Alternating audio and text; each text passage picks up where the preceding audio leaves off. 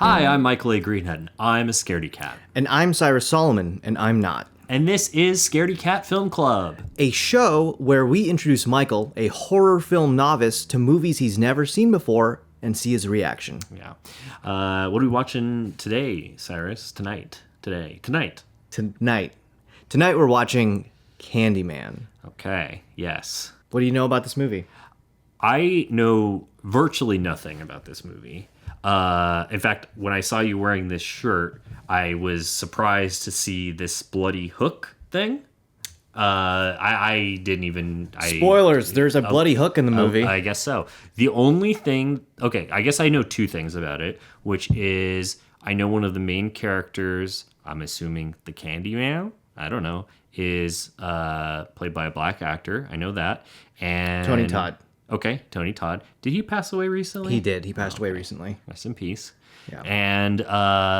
And I also know that in some scene in the movie, he gets stung by a bunch of bees, which I see the bees on your shirt as well, and that he apparently, the story is that he negotiated that every time that he got stung by a bee, he would do it, but every time he got stung by a bee, they would pay him $1,000. Yeah. Like an extra, like a bonus. That's a story, yeah. Yeah.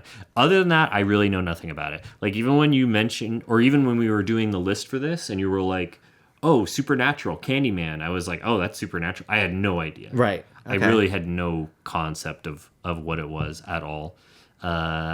Yeah, I guess the only assumption that I had or have about the movie is because it's called Candyman, I'm assuming maybe it has something to do with killing kids or something. I don't know. I don't know.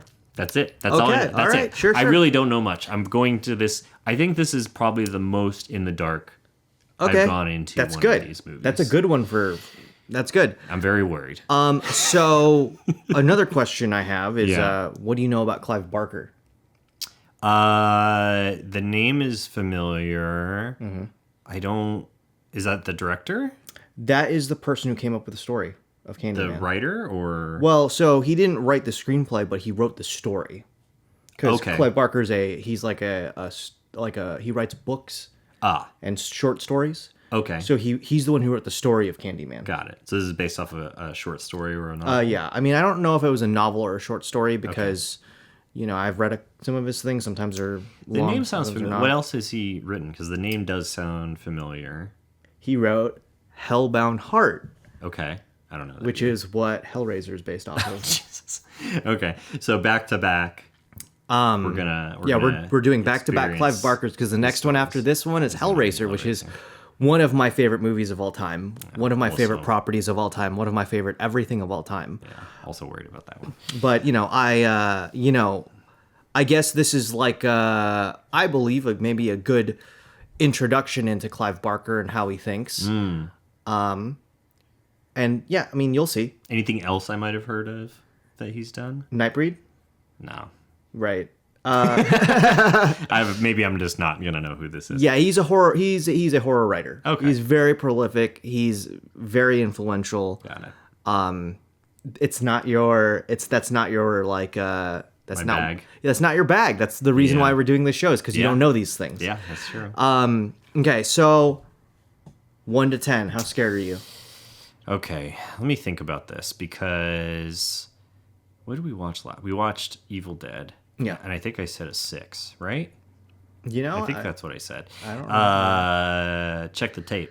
You know what? I'll say a 3. I'll be brave and say a 3. I mean, then maybe it'll go up. I'm gonna say an 8 Okay. for this. I'm pretty worried this is gonna fuck me up. So I fucking hate this music.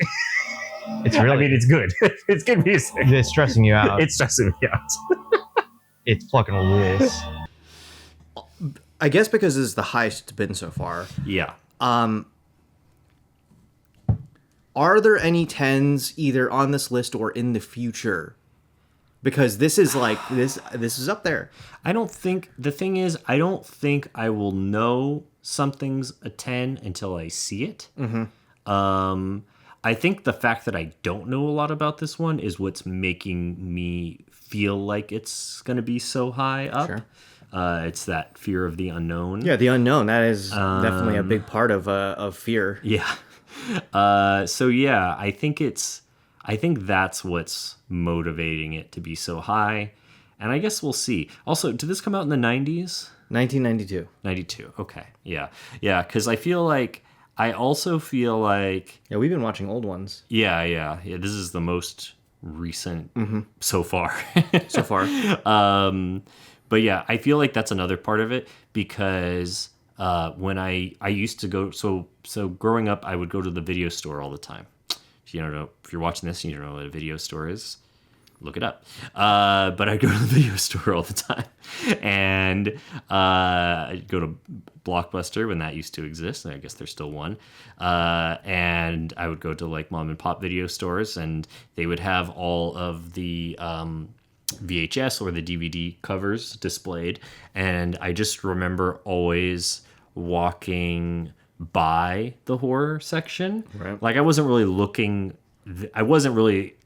in the horror section like looking at it specifically, but I would be like looking at other stuff, and then I would pass by it and I would see all these like awful, horrific covers for movies. And so I think anything from the 90s especially, it makes me especially nervous just because I'm like connecting it to seeing that imagery and just being like freaked out by it or like afraid of it or not wanting to like look into it. It's really funny too because like I think back on it now, and I think the two that I can think of the most is the cover for, or I'm assuming the poster for Silence of the Lambs, I think. Great movie. Wait, that's the one with the butterfly on the mouth, right? Yeah. Okay. And then also similar, I don't know what it's called. You'll probably know what it's called. There's also one that was like a woman holding her mouth open. There's like a skull inside or something. Oh, dude. Oh my God. Brain Dead or Dead Alive? I think it's Dead Alive. No. So it's got two names. Oh, okay. Yeah, it's Dead Alive's the one that like sounds the names are Brain Dead or Dead Alive depending on the region of believe of release. Oh, okay. That's an incredible movie. It is one of Peter Jackson's old works. Oh, really? Yeah, and it's very much in the same vein of like Evil Dead. It's interesting. It's so fun. Interesting. That's another season. It's not on this season, but that was actually for me. I was like, do I want Dead Alive or do I want Evil Dead? Yeah. When I was thinking of horror comedy, and I chose Evil Dead because it was the one that preceded. Because Dead Alive is later, like 10-ish years later. Evil Dead also feels. I mean, other than it, being maybe more foundational, it also feels like Evil Dead is more well known. At least I'm more aware of it. I mean, as much as I hate to say it, I will say that not enough people know Dead Alive or Brain Dead, depending on what you call it. Yeah. The people that know. They know, but a lot of people just kind of know of Peter Jackson from The Hobbit, The Hobbit or Lord of the Rings or something like that, which is fine. The Lord of the Rings movies, achievement, right? They're a big achievement. Yeah. I love Dead Alive. I love Meet the Feebles. I love old Peter Jackson. I prefer old Peter Jackson. And I think the thing that's really funny about it too is, at least for me, I can see the influence from his old movies into the Lord of the Rings movies. Right, yeah. And that's kind of my favorite part of Lord of the Rings is how much you can still feel the filmmaker that made those other movies in it. But if you don't, you kind of can't. People don't, whatever.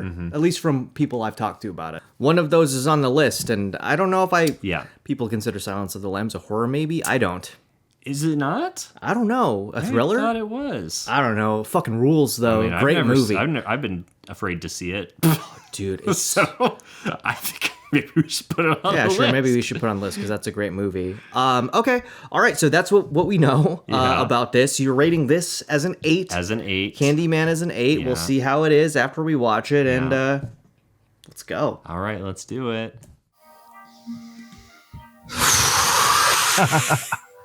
Jesus Christ. I know, right? Fuck me, man. Holy shit. Okay. We finished Candyman. And what do you think? Dude, I'm wrecked. I'm going through it, dude. Oh, fuck me. Jesus fuck. What? Don't you close that mirror. Don't you fucking do it. Fuck me. Ooh, shit.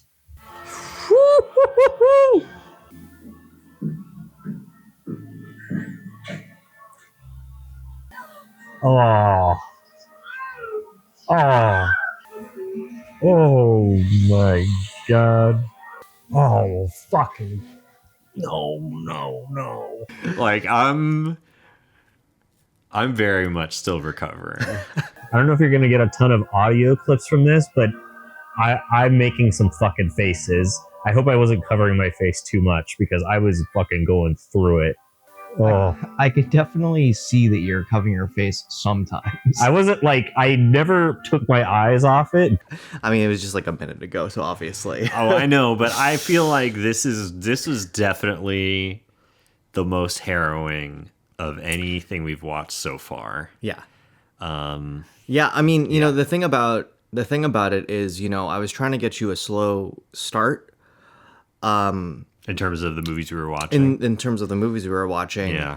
To a certain degree, though, like, you know, there's only so much you can Gotta rip off the you Band-Aid. can ramp up.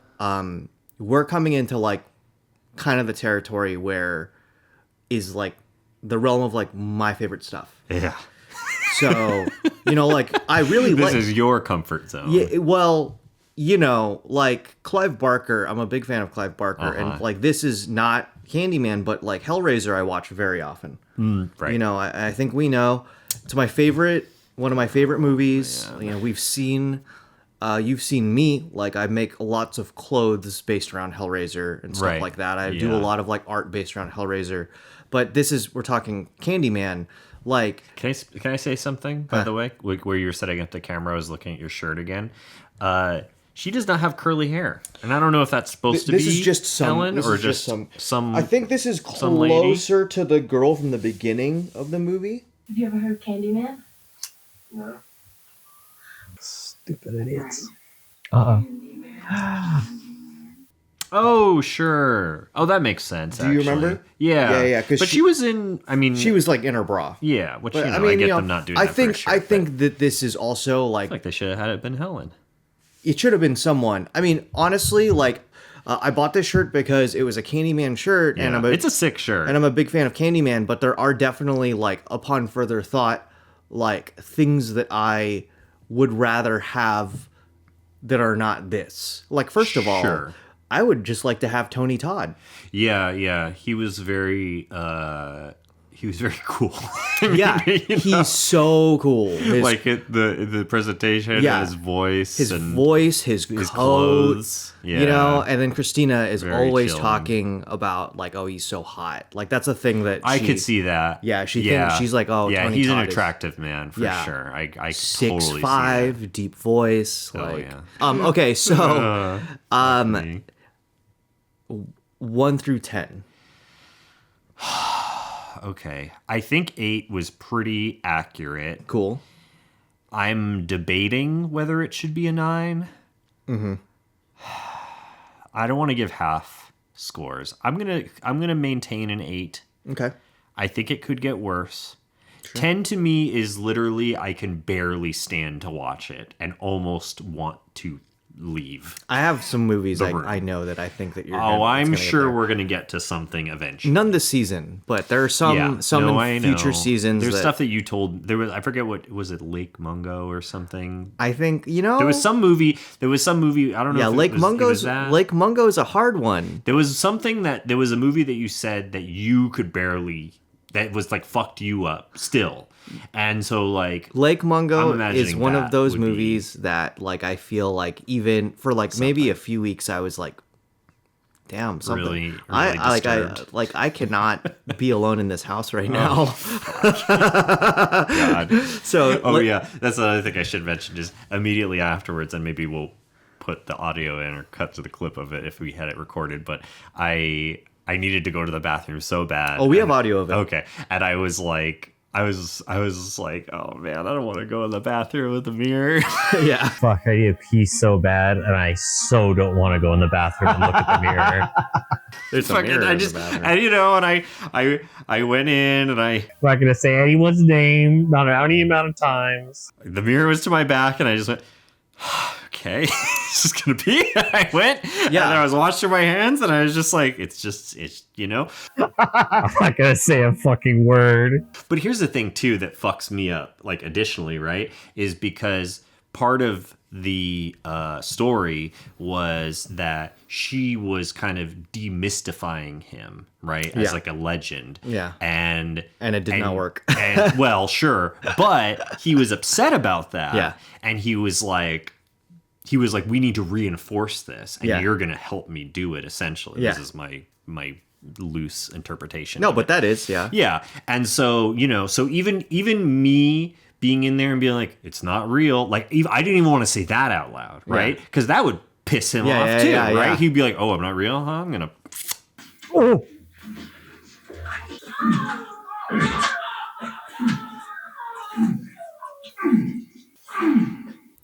Well, do you know those memes? Do you ever see those memes on the internet where it's like, oh, I'm about to send this work email and I have to just make sure that I didn't accidentally attach a video of myself naked, Right, yeah. and calling my boss like bad names or Right, whatever. yeah, yeah. Like, you're like in the bathroom, like, well, I just better not turn around and say his name 5 times. Yeah. Yeah. I mean, at least it's 5. That was actually really interesting.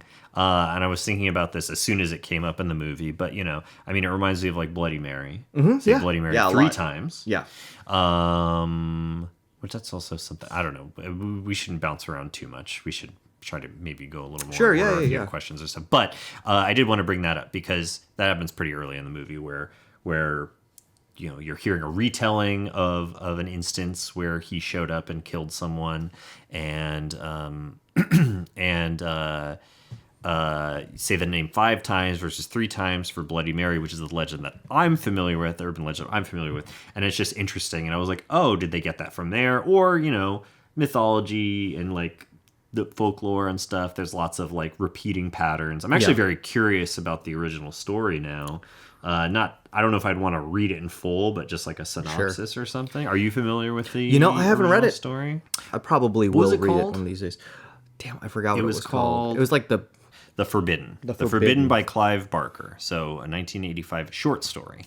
short story. So- Yeah, I mean, that's the thing about his stories is a lot of his really good ones, they end up coming from the movies that come from them come from short stories. I mean, interesting. it kind of makes sense because More to expand on. well, Also, novels are hard to novels condense. are hard to condense, Yeah. Easier to maybe expand upon something shorter than to have to drill down. and take maybe things down and miss a lot of elements. stuff. That's what I've found. Yeah. Okay, so we know we're at an 8. Yeah. And I think I was going to I'm gonna have a fucked up drive home, dude. Because I'm just gonna be looking in because I constantly check my rearview mirror. yeah, but you're not going to say anything. I know, but I'm just Oh, sorry. hold new on. fear unlocked. let me make sure that I don't accidentally send a naked video to this work email. You're not gonna say anything. You'll be fine. I know I'll be fine. I hope. I'm actually curious to see. 8. Yeah. So 8 is where you're at. I think so. I think It's I think my honestly, prediction was it's a pretty right true. scary movie. It's fucked. There's a up, lot of dude. things that it plays with. know- It's other than the jump scares, ah. Oh my god. other than The jump scares got me, other than but- the gore. Ooh. Come on, man. Yeah. There's also the psychological aspect of you don't know, she doesn't know what's going on, and she's Yeah. getting framed for all of these things. Yeah. You know, and then she's her whole life is falling apart. There's She is on a rampage now. I mean, yeah. it's so layered. There's so many things happening to her. Yeah. It's You know? pretty fucked up. It's pretty fucked up. So, I mean, It's also interesting because it's you think about it in terms of we hear this story about the story of the Candyman and so, which they never explained why his name was what it was. Well, there's the quote, "Sweets for my sweet," or "Sweets to the sweet." What is that? Is that a famous, well-known quote? So, because I haven't read the story, Okay. and because I personally haven't seen, I've only seen 2 of the movies, but there is an Two? There's more than one of this? Yes, What the fuck? Like a remake or a sequel? sequels. What? So there is like somewhat of an explanation, but there is part of an explanation in the movie. Okay. Right? So there's Sweets to the Sweet, Okay. which I would imagine is maybe something he was saying to his past Helen. Right. Yeah. But then there's also the candy with the razor blades in it, Right. Yeah. Which I saw. which is also another urban legend. Right. Yes. Yes. I did. Yeah. I did very much pick up on that. So which I it's thought was kind of interesting. like, you know, it's kind of like you're up to your interpretation of like, well, what does the candy come from? And it comes Right. from maybe this, maybe that. Yeah, There is, and I don't want to Which I like. guess maybe that's interesting. That So it's I'm up to I'm interpretation. speaking on this movie. I haven't read the book. Uh-huh. I will say there's other explanations in some of the other movies, Okay. but you know, I feel like I'd rather. How many sequels were there? There are 2 sequels in the 90s, and then in 2019 there was another sequel that retconned those 2 sequels. Man, what is with horror movies doing that Yeah, shit? That's I know. like We'll talk about that later, actually. So very interesting. I guess, you know, I think we've talked a lot about Clive Barker because I wanted to talk about Clive Barker a bit more, but Yeah. I feel like, Well, if there's more to dig into, I'm up for that. you know, he has something that I find really fascinating is like the concept of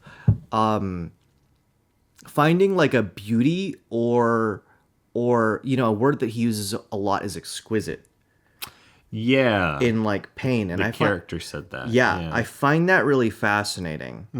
This is something that repeats throughout his stuff, but you know, like I think that I know Hellraiser has that very exactly. much too, yeah. I think like something that I find really fascinating, and you'd mentioned this earlier. Mm-hmm. This is the reason why Hellraiser was so fascinating to me from when I first watched it when I was like 13 or whatever. But also Candyman 2 is that something about these characters are so cool. Right. You know, Candyman, he's got the fur coat, he's got the like nice loafers. Yeah, yeah. You know, he's a nice looking guy. Yeah, definitely. You know, and then the Cenobites, we'll talk about them later, Sure. but it's they got style. there's something similar about it as well, but we're talking about Candyman. They got drip. But you know, like yeah, they got drip, but he does, and still use that you word. know, so you hear it, the sound design. We talked about the sound design Yeah, earlier. the sound design was very good. You know, Yeah, honestly, a very well crafted movie. Yeah.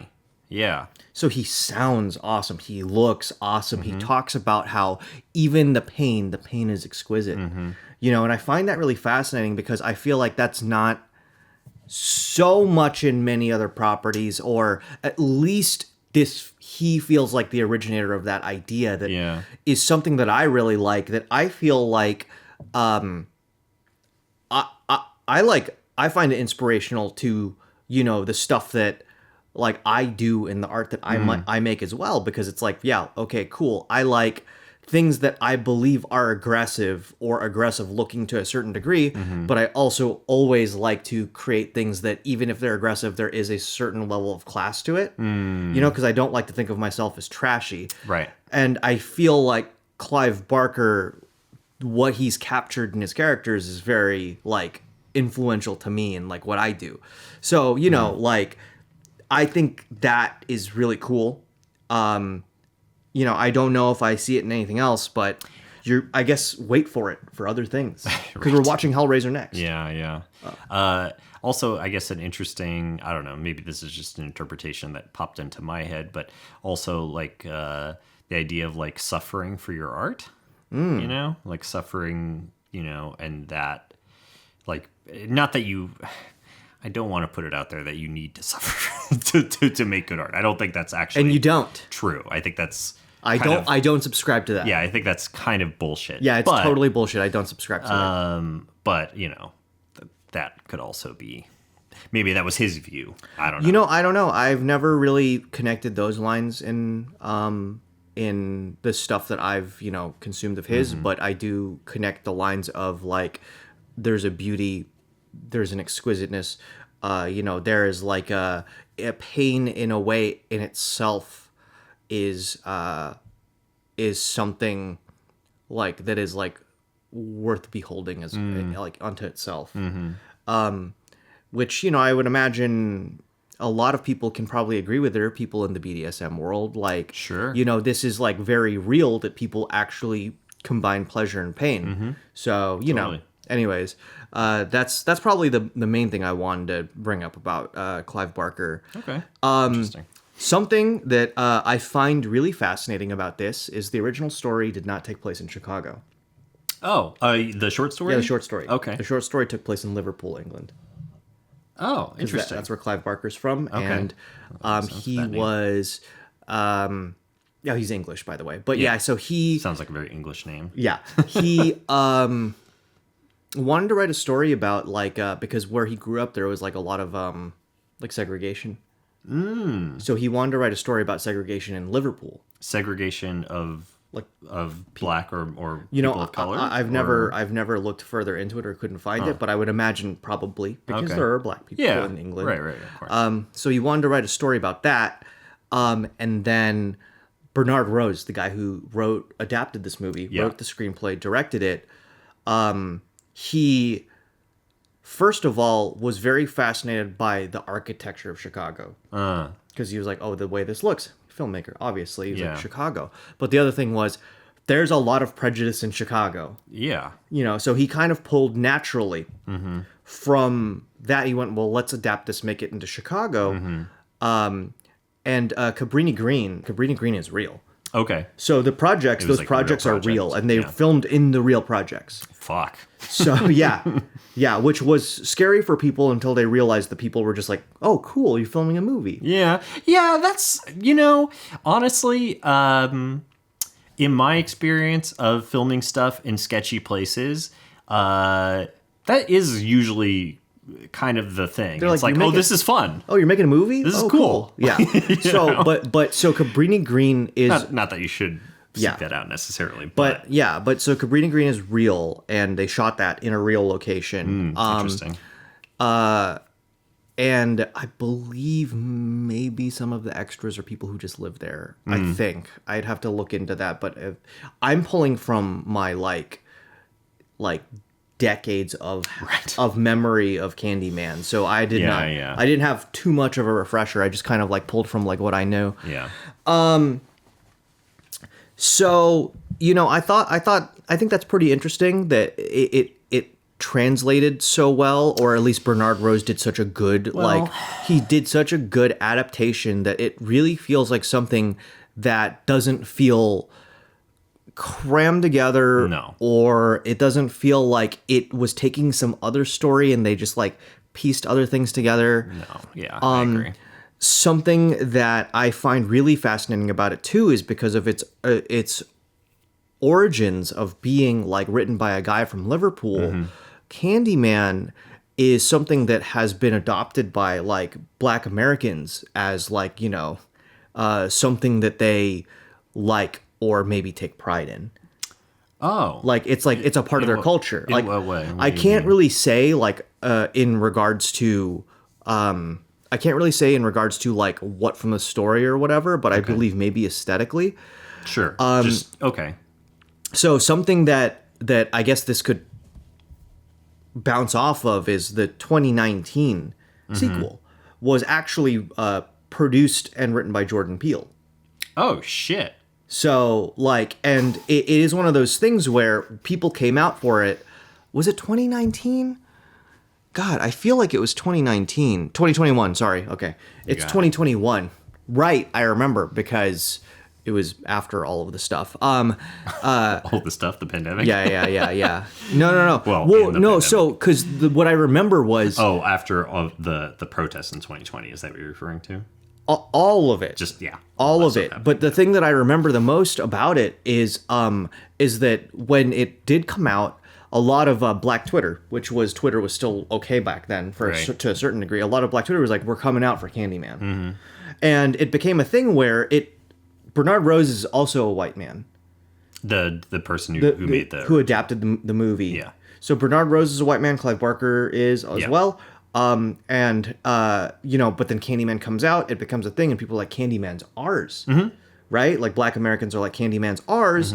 And then Jordan Peele makes a new Candyman movie, and then I can't remember the director that he hired because he produced it. Oh, he produced it. Yeah, he didn't direct it, but he hired a director.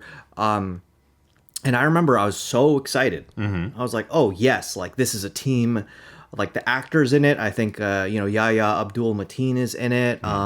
Coleman Domingo, I'm a big fan of Coleman Domingo. I saw him perform on stage. Oh, sick. 19 years ago. Wow. At Berkeley Rep when he still lived in the Bay Area. What show was it? Passing Strange. My favorite musical ever. My favorite musical ever. But yeah, he was in it. So I've been watching like him for a long time. I mean, like he was so in the Bay Area and so like a local that we were friends on Facebook. Oh, wow. Yeah, like we were just friends on Facebook, and then he became mega famous, and he's in everything now. Yeah. But a big fan of his. But he was in that one. Yahya Abdul-Mateen was in that one. He's super good in it. But I was super hyped, and the thing that I recognized is no one was in the theater with me.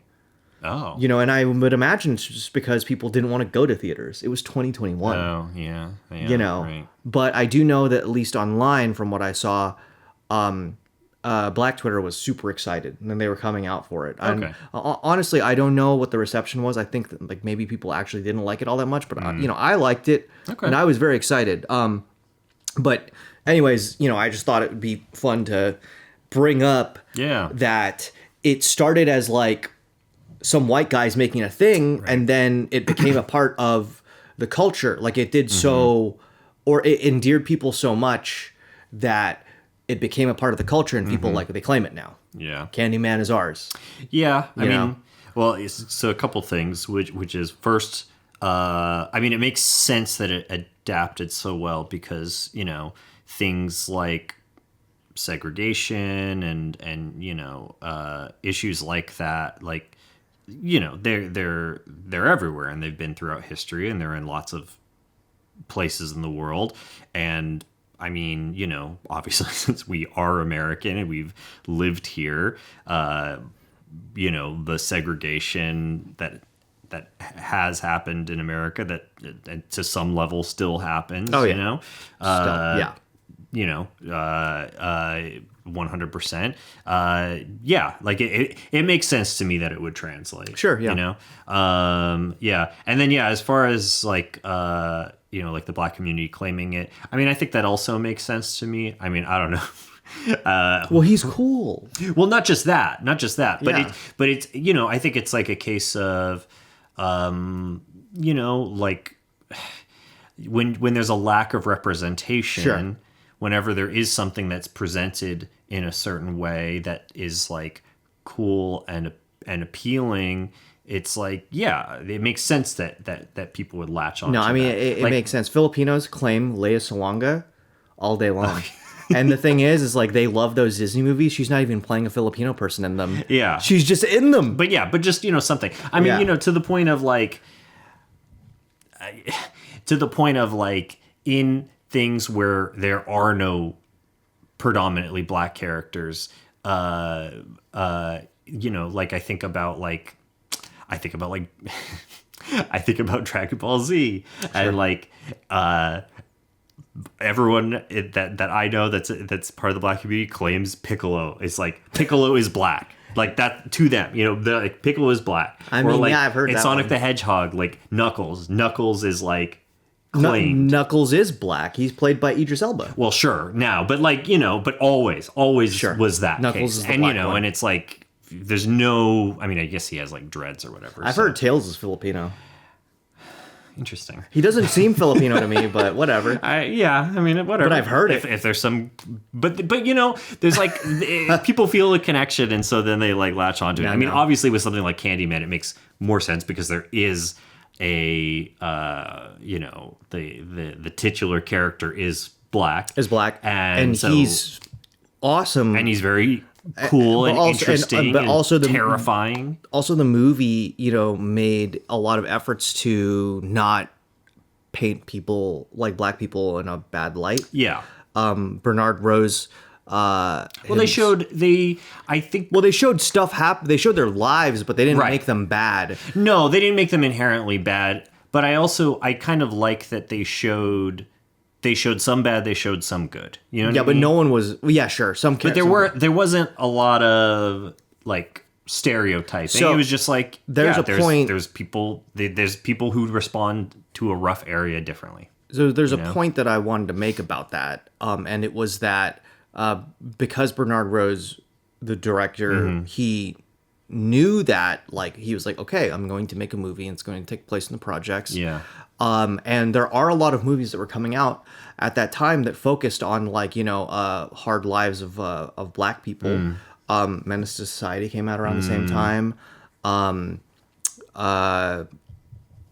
What's the other one? The one with Cuba, Boys in the Hood. Boys in the Hood. Oh, okay. Right. Yeah, Boys in the Hood came out. God, that took me a while. That's okay. But because those movies came out around that time, and he knew that he was making a movie that took place like in a similar environment, he actually looked at all the tropes and went, I'm not going to have those in here. Oh, okay. Because I don't want to like make people I don't want to make people look like they're having like bad. Well, yeah, there's some bad lives, but you know what I mean? Like, I don't want to like, put all these tropes that are happening in all of these movies that depict black people a certain way. I have to like avoid all of them. So it was a conscious effort. Yeah. So I would imagine that maybe that's appreciated by some people, Yeah. Yeah.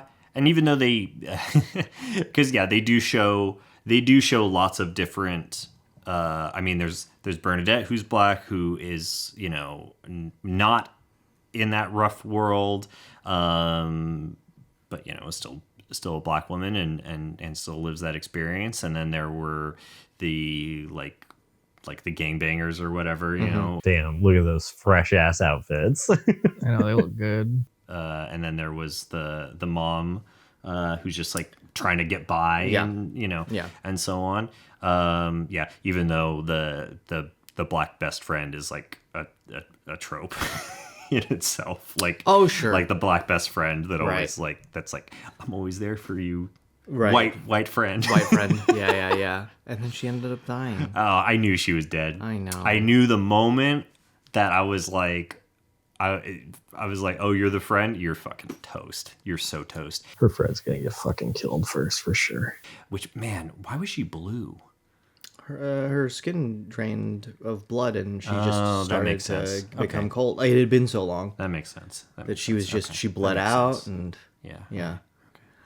Okay, so we talked about this earlier, and it was he negotiated $1,000 for every mistake. Man, fucking hell, dude. Because I mean, also it was made in the early '90s, so CG and shit like that. Just it was not there. But like in the fucking mouth, man. Yeah, there were bees there. Bee wrangler. Yeah, and it's just a bee wrangler. I mean, they probably needed them. I know. It's just funny to see that in the credits. Yeah. Oh my god. So, do you know how many times he got stung? The number varies between 23 to 26. Fuck, dude. I hope that was the last scene he had to shoot. Yeah, I know, right? I know, and then you have to keep going. Jeez. But yeah, between 23 to 26. Me, dude. Fucked up. I can't like find a definitive number because there's just too many. There's lots of hearsay. Too many things out there. But yeah, it's pretty intense. Another thing about the bees, which I actually don't have written down, but I remember this from memory, is the bees had to for sure be 12 hours old. What do you what? Like what does that mean? That means that they are still basically babies but look grown. And I think it has to do with their like trainability or the easiness like of being around them. Oh, interesting. Yeah. Because if they're older, then they will be less. Yeah, less like something's just harder about them. Interesting. I don't know maybe exactly. I don't know. Maybe it's like they only respond to like Yeah. Well, because they're queen babies bee or still. whatever. So Anyways, Interesting. that's another thing I knew about the bees. But Wait, yeah, you got how old did you say? 12 what? 12 hours. hours. Wow. So they, damn. God, I could be wrong. It could be 12 days, but I'm pretty sure it's 12 hours. Okay. That's either. I mean, either way, that's a pretty. I mean, obviously, 12 hours is even crazier, but 12 days, that's still like a tight window. It's like, we need to get No, this. 12 hours we kind need of to- makes sense to me because if you think about it, flies have a 24-hour lifespan. Right, yeah, I don't know how long bees live. I can't imagine it's. God, 24 hours to live. Yeah, no, I think 12 hours sounds about That right. sounds, yeah, that would make sense. Would you watch any of the sequels? You know, honestly, I'm going to say no. And just because I feel like the ending was it felt very like tight. Sure, yeah. You know, and I'm like, I kind of don't really know why you would do a sequel. Mm-hmm. I mean, you know, because it feels like because like the way that they ended it, especially like unless it's about Helen, Sure. which I can't imagine that it is. Mm-hmm. I mean, maybe she's a part of it, but I can't imagine that they're gonna go like with what I've seen or what, you know, like you've described to me with horror franchising. Mm-hmm. It's like they're not gonna go away. Like they literally had all the elements, you know? Yeah. Like the like an iconic weapon and you know, and like a very like well composed theme music and you know, all this stuff. You know, it's just like why would they go away from that? That would be insane. But then that means that they in some way kind of retcon the end because it's like, no, he's not gone. Like he's gonna come back somehow. And it's like, no. Well, okay, so I'm good. With that one, I'm good. I have Oh, and before I forget, unless I miscounted, I could have sworn that what was his name Trevor? Do it, Trevor. Do it, man. Do it. he said it 4 times. Yeah, he said it 4 times. Yeah, I know. Hi. He wants Trevor to do it too. He said it 4 What's times. up with that? Hey, Helen's not Candyman. Yeah, true. So But yeah, that's interesting. It's just interesting that it was a different number, and I was like, because I was counting on my hand, and I was like, all right, 1, 2, 3, 4, and I was waiting, and then she just showed up. I was like, wait, what? What's the matter, Trevor? Scared of something? Which I don't know. Maybe it was like a fake out, or you know, like you said, the rules are different for her. I don't know. She doesn't have the patience for 5.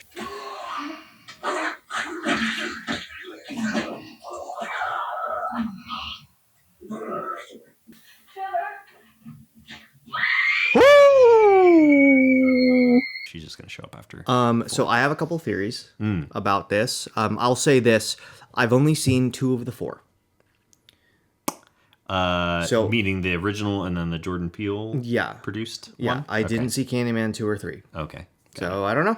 I do plan on seeing them one day, but you know, like I'm taking my sweet fucking time because I just, you know, there's a million movies to watch out in the world. Right. But so I don't know how he would come back in 2 or 3. I mean, I just assume that someone else says his fucking name a bunch of times. The and that's enough. 2021 one is it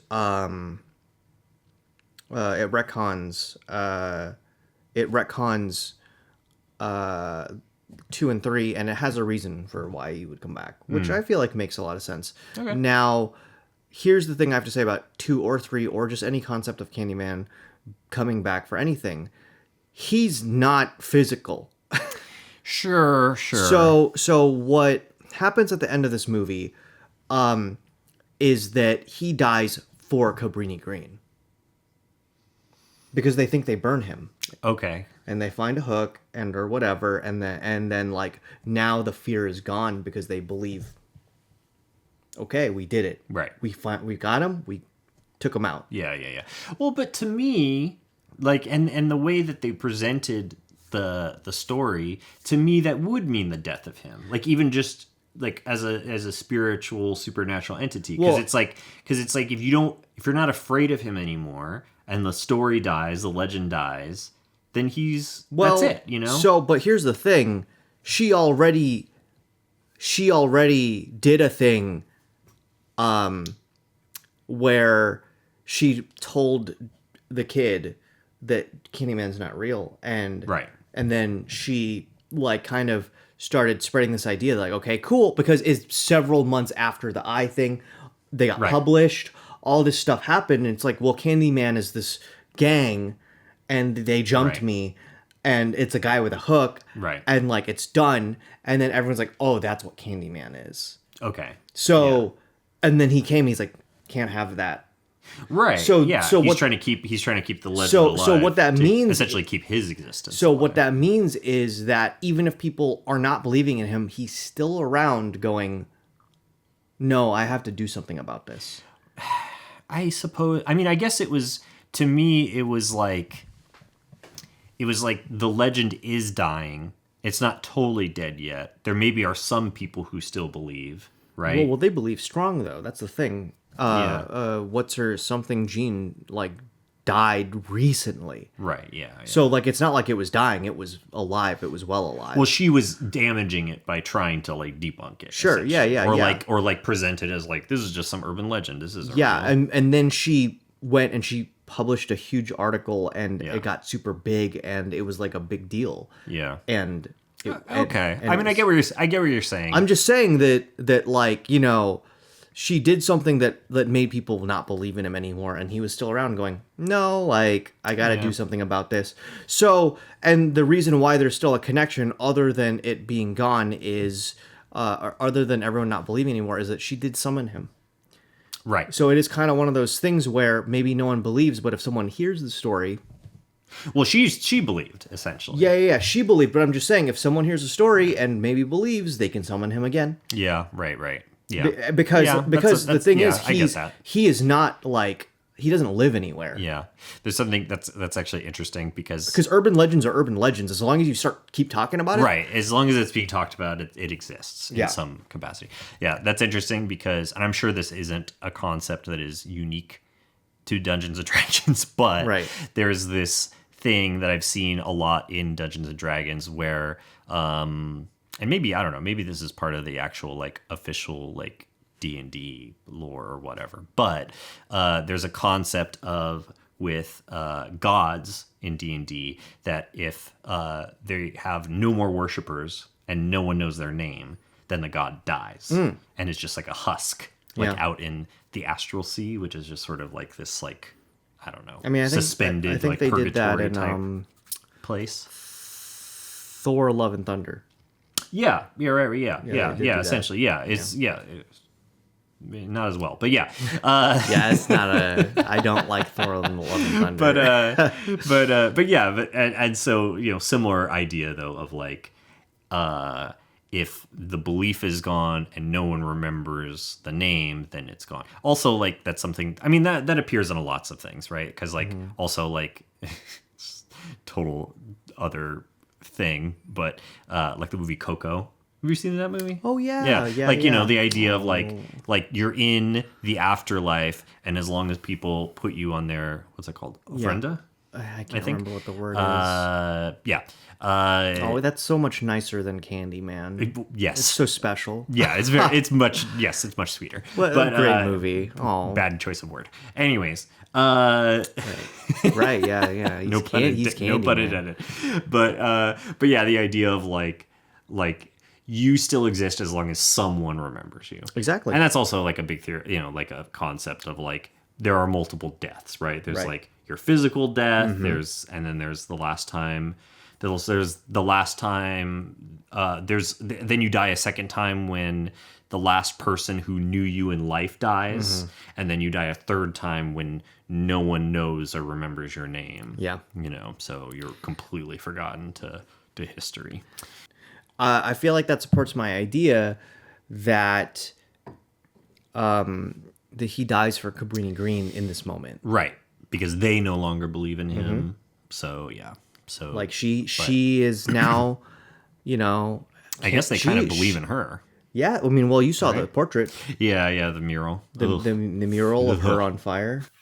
Oh, I hate that. I hate that. But Yeah. like in this, but she's looking saintly. I know, but it's still No, I like- mean she's on fire, but she set on fire because she saved. right, she saved this child. Which, man, I was so fucking stressed out about that dude. baby. Oh, fuck you. No. That was so stressful. Oh, that's a question I wanted to ask. What? Was, and maybe you don't know the answer to this because I'm assuming you didn't watch this when it came out, 92. You would have No, been, like, dude, I was like 4 years old. Yeah, so definitely not. But I wonder how controversial this movie was when it came out, because there's like this baby's in danger, but also the kid. So okay, with the kid in the bathroom, does he essentially castrate the kid? Is that the implication? Yeah. Oh. Or well, Fuck, not, man. maybe not castration, because castration is technically the testicles. But Oh, sure, but I like think it's just the genitals. yeah, I cut him off. Yeah. Oh man. Yeah. Fucked up, dude. Yeah. Damn. It is a brutal movie. Yeah. There are so many things that are scary in it. It really goes there. I mean, yeah, but I wonder. I wonder how. Yeah. Like, I don't know. I wonder if there was controversy around that, because like you don't see. I mean, like there's child endangerment in some movies, but I don't know. But it never fully. You never fully see it, and I know you didn't see the actual mutilation, but you do see the kid like Yeah. writhing around like with blood. So it's Yeah. like, I think that. jeez. I mean, off the top of my head, I can think of a movie where a kid fucking dies on screen. Yeah. Okay. But it's a newer movie, so, you know, I don't know, but in any case, I would say that coming off of the 80s, where there was like, yeah, I would say coming off the 80s, which, you know, I've seen 9 of the 11 Friday the 13th movies, Right. or Jason movies, because Ooh, I have a fun fact about that. so, and I'll say that they're quite gory, or a lot of them are. I can't remember if kids die in all of them or whatever, or Sure. anything. Well, they're like teens, though, right? Yeah, they're like not teens. like children. But children are characters in some of them. Okay. You know, the fourth one, which is my favorite one, one of the Coreys is the main character. Mm-hmm.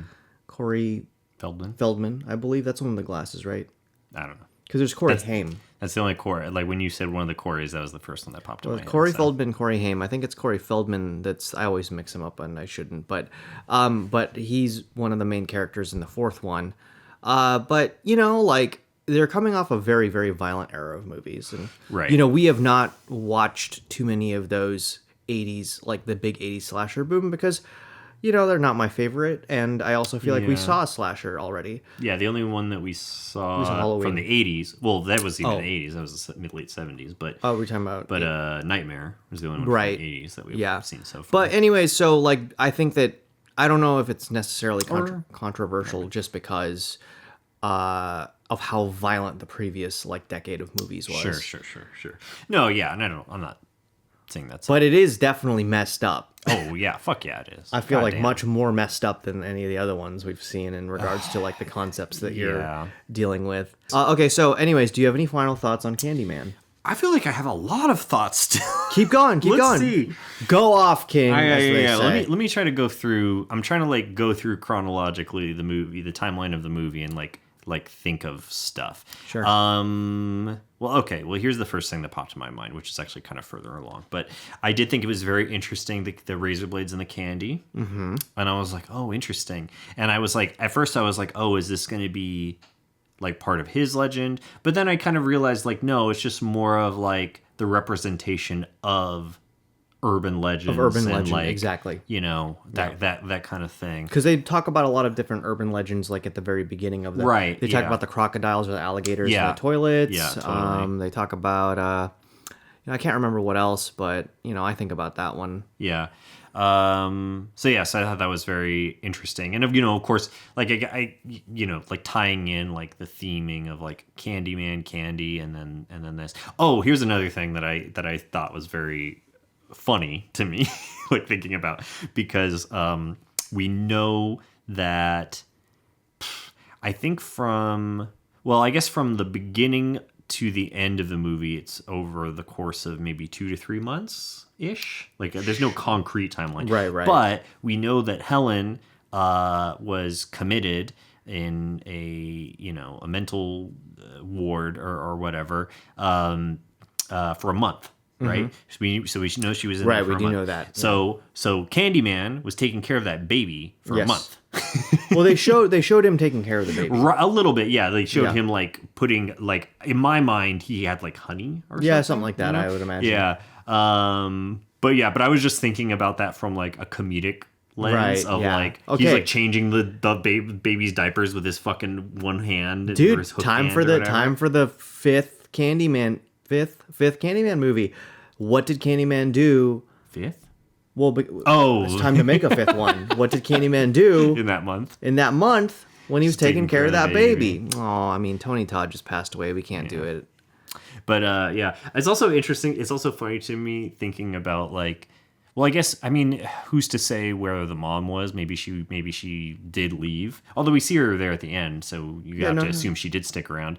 But like, she said that the walls were so thin that she heard that woman get murdered. Yeah, So I it's was like- I was thinking so it's about it like because you- she'd hear her baby too. Would she hear her baby? Was she? But then also like I don't know, like that horrible thing happens to you, and you're like, is your mind playing tricks on you? Yeah, you no, know? I would imagine that it's like it's it fucking gives me chills. yeah, I would imagine that like if she's hearing the baby in the distance somewhere, like maybe something's going on in her head where she's like, no, it's not. And Yeah, also this like, isn't do real. you He's want to go gone. exploring Yeah, that that neighborhood fucking- right ugh. now? Yeah. And like go explore the apartment where that woman dies. Like, there's Mm-hmm. just like a lot. Like also like you saw the caverns into where the baby was kept. Like Yeah. you have to travel a distance, and maybe you might hear the baby, but also it's like Yeah. the journey to find where that sound is coming from. Right. I could imagine, but you're right. I do think it is kind of one of those. Maybe she did hear the baby. Who knows? Yeah. Or how could she not? It's fucked up to think about for sure, though. Yeah. So yeah, that was something that struck me. What else? Oh, I'm curious. I'm just curious, and I'm sure you don't have the answer to this, but I'm curious why bees. Like that seems like a very specific thing. Well, that's how he died. Well, sure, I get that, but like why? What? Like for either the original author or the writer director who adapted it, like Why did they like choose why bees? Why was that a thing? Was it just something that they thought was scary, or like did it come Yeah. from some story that they heard, or is it like part of some like actual legend or Right. something? I don't know. It was just very interesting. I was like, why bees? I feel like I've looked it up before and haven't found the answer, but I do feel like that was a decade ago. I would imagine if I looked it up now, I might. Yeah. So maybe over here there'll be an answer. Yeah. Hey everyone. So I felt like it was important to do a cutaway for this moment because Michael had asked me about the bee symbolism in Candyman and I didn't have an answer. So I looked it up, and typically in our videos, I like to put like a little blurb here or up here answering any questions that I don't have any answers to. But when I looked up the symbolism of bees in Candyman, I found something much denser that kind of felt like it was something that I needed to explain because it was too important to not actually go into depth with it. So I have a little piece of paper here that I wrote some notes down on. I'm going to read from it just because I can't remember all of this stuff off the top of my head. So the use of bee symbolism has its roots in 17th century Britain, and it was kind of like an answer to poverty. Some people thought that following the model of the beehive would be the solution to fighting poverty, or at least the answer to why poverty existed. Beehives have different kinds of bees. They have queen bees, they have worker bees, but most importantly in this symbology, they have drone bees. And drone bees have a very specific role in the hive in that their only role is to mate with the queen. And then when they're done mating with the queen, they actually get kicked out of the hive so that the rest of the bees in the hive don't have to spend any resources on them. So they mate, they get kicked out, and then they die. Some people believed that poor people were drones. And it was genetic that they were meant to be people who worked and were expendable by society and didn't have the capacity to even figure out how to raise their own status in society. And then specifically for Candyman, the bees were seen as those drones fighting back. But yeah, I just thought it was very interesting because it felt like such a specific thing. Because I don't think, I mean, there are people who are very allergic to bees and they can be deadly, but I don't think most people consider bees to be frightening. Like that's not. I think a lot of people are afraid of bees. Really? Okay. I mean, I guess like stereotypical frightening creatures. Like I think like spiders, snakes. Sure. I don't know, rats maybe. I don't know. But bees can kill you. Bees can kill you. I mean, all those things can kill you. I mean, but, hey, listen, we saw spoilers for, was it My Girl? My Girl. Oh, right. Like that, like, bees can kill you. Yeah. Also, I'll ask first, but I'm like 99.9% positive you'll never watch this. Are you ever going to watch the show Bridgerton? No, I'm not going to watch Bridgerton. There's a thing about spoilers for Bridgerton. Yeah, let them know. Spoilers for Bridgerton. Spoilers for Bridgerton. The family, the Bridgerton family, the father, like the patriarch, he gets stung by a bee and dies. Oh, okay. And it's like, that's also, I don't know if it's a symbol for the family or the show. All I know is my wife has a Bridgerton themed pillow that has a little embroidered bee on it, which I think is very funny to me. I don't know, because it's like, it killed the dad. Yeah. So it's like, why are you celebrating this? I don't know. Whatever. Anyway. I mean, hey, listen, people wear that fucking cross everywhere. That's a good point. And that dude... That's a good point. That dude is supposedly was fucking nailed up there and left a fucking hang to dry 3 days. Yeah. Listen, I saw the Mel Gibson movie. Something else I was gonna say was that I liked how long it took for you to actually fully see Candyman. Like you see him very briefly in the very beginning, but it's so quick. Oh. But I like that they take so long to have him show up because it kind of almost puts a question in your mind a little bit. Like there's a little like nagging doubt of like, is he real? Is this real? I mean, that's the thing about urban legends. Right. Yeah, exactly. Yeah. It's like the question. So it's very interesting that. I mean, they have a whole arc before that of completely finding and debunking Candyman, which I'm sure was not necessarily Helen's goal, but eventually it did because some gang member posed as Candyman and beat the shit out of her. Yeah. And there's a whole thing, and it kind of makes you drop your guard. So it's like, oh well, I guess this is what Candyman is. Right. And then he shows up. Yeah, and then you get the real deal. Oh. Which, God, the first time. Yeah, it's pretty fucking unsettling. Something that's really cool, I think, about Helen and the Candyman's relationship is, obviously he's terrorizing her and he wants to, kill her, but at the same time, there is a level of attraction between them. Yeah. Well, he's very much treating her as a surrogate for the woman that he loved. Exactly. And the thing is even though she, wants to stop him and whatever, it's not like she's fully just like afraid of him. There's like a weird kind of like paralysis that happens to her every time he comes around. Yeah. And it's really, really interesting. Something that is interesting about that is also look what she's got at home.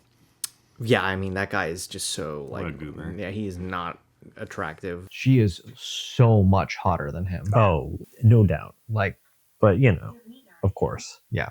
Of course, this is how they would cast this. Right. I mean, Candyman is way better than that guy, than Trevor. Older, less attractive, less talented man.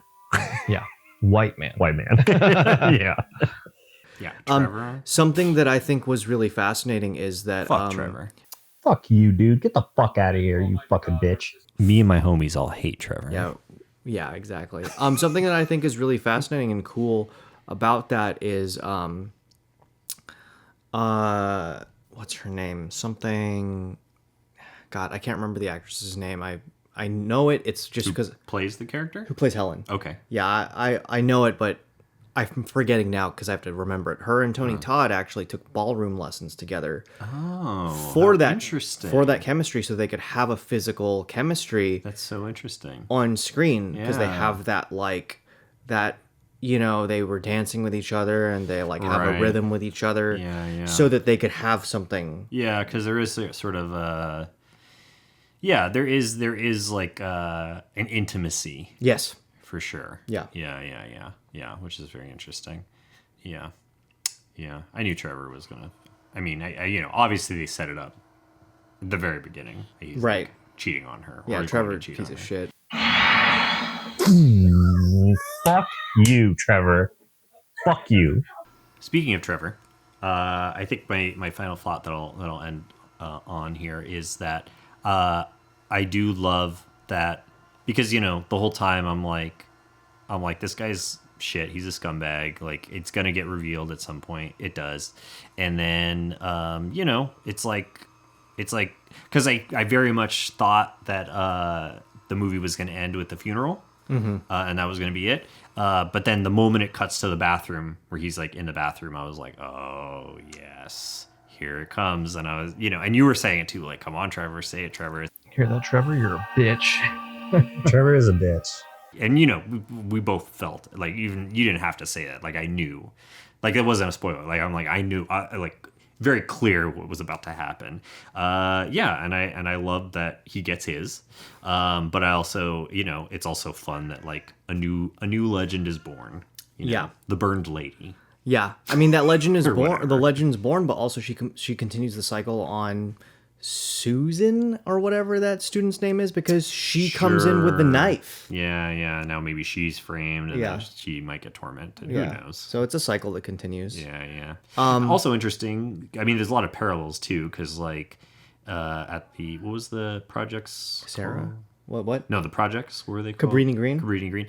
So they had the same thing where it was Right. like the mirror and there's like this opening to this area and also this used to be projects and Yeah. it was like dressed up and sold as condos and stuff. So a lot of parallels. So yeah, very cool. Cool. So those are your final thoughts. Yeah. Okay, cool. Well, we watched Candyman. Yeah. Next time. I love that movie. It was really good. It's a really good movie. I was pretty, something that I have been finding every time, and obviously I know that you're like, have picked good movies for us to do. You're not picking like schlock for us to watch. Yeah. But I am very surprised at how much I am genuinely enjoying Yeah. these movies.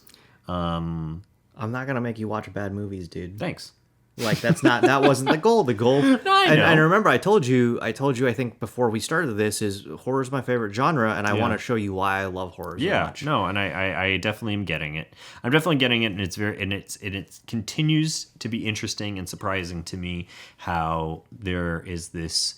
And obviously we've gotten into it before. We could get into it again. We don't need to right now, but this stigma around the genre. And how, it is, like any genre, there's really good stuff and there's really bad stuff. But as a whole, it's not. Yeah, it's not just bad. Yeah, as exactly. a thing. Which Yeah. is I think the I don't know, the general thought around. I think people are getting over it, or at least if they. Maybe. Yeah, I mean, I'm not sure. Anyways, so next time, Yeah. Hellraiser. Yeah. One of my favorites ever. And that episode, I'm sure, is going to be so long because I might have so many things to say about it. I don't know if you can hear my cat meowing in the background because it's time for bed, and he requires me to go to bed with him. So that's it. Good night, Scaredy Cats.